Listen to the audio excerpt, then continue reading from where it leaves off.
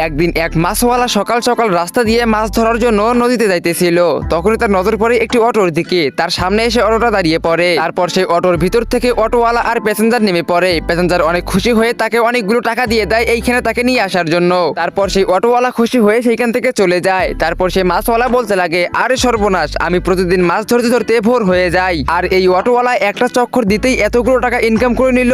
এখন তো আমার একটাই উপায়, আমাকে অটো কিনে অটো চালাতে হবে। এই কথা বলে মাছওয়ালা মাছ ধরার জন্য সেই নদীর দিকে রওনা দিয়ে দেয়। একটু পরে সে নদীতে চলে আসে আর নদীতে বড়শি ফেলে মাছ ধরতে শুরু করে। আর এইভাবে মাছ ধরতে ধরতে এক পর্যায়ে তার ঝুড়ি মাছ দিয়ে ভরে যায়। তারপর সেই ঝুড়ি মাথায় করে নিয়ে বেচার জন্য খরিদ্দারের কাছে চলে যায়। তখনই মাছওয়ালা মাছ বিক্রি করার জন্য আজু ভাইয়ের কাছে চলে আসে। আর আমরা দেখতে পাই যে আজু ভাই সেইখানে পরে পরে ঘুমাইতেছিল।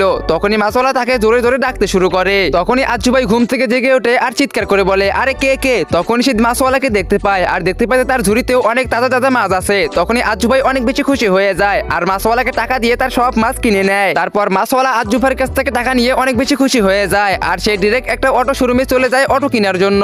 তখনই মাছওয়ালা শোরুমের মালিককে টাকা দিয়ে বলে, এই নাও টাকা আর আমাকে একটা অটো দাও। তখনই শোরুমের মালিক অনেক বেশি রেগে যায় আর বলতে লাগে, আরে এসব 5 লাখের অটো, তুই কি করে ভাবলি আমি তোকে 1,500 টাকায় দিয়ে দিব? তারপর মাছওয়ালা কিছু না বলে সেখান থেকে বিয়োজ্জত হয়ে চলে আসে আর ভাবতে থাকে, আমাকে যে করেই হোক 5 লাখ টাকা ম্যানেজ করতে হবে। তারপর মাছওয়ালা শহরের সব থেকে বড় সন্ত্রাসীর কাছে চলে যায় আর বলতে লাগে, আমাকে যে করেই হোক 5 লাখের একটা কাজ দাও, আমি কাজ করতে রাজি আছি। তো বন্ধুরা, এরপরে কি হয়েছিল সেটা তোমরা দেখতে পারবে পার্ট 2 তে। তো পার্ট 2 দেখতে চাইলে ভিডিওতে লাইক করে চ্যানেলকে সাবস্ক্রাইব করে দাও আর কমেন্ট করে পার্ট 2 লেখো।